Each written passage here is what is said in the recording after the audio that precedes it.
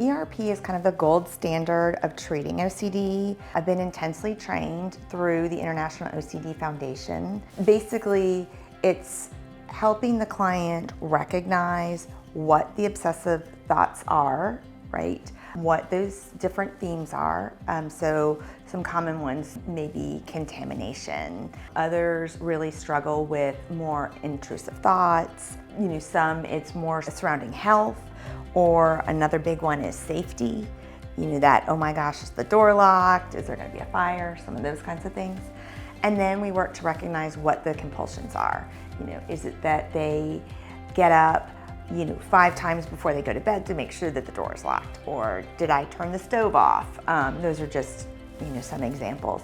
And then we come up with a hierarchy of how anxious or uncomfortable is it going to make them if they don't do the compulsion. Because ultimately, to see a decrease in OCD, we need to get the client to stop doing the compulsions. And so we kind of work through the hierarchy of getting them to learn to delay the compulsion, change the compulsion, limit, and then we get to resist.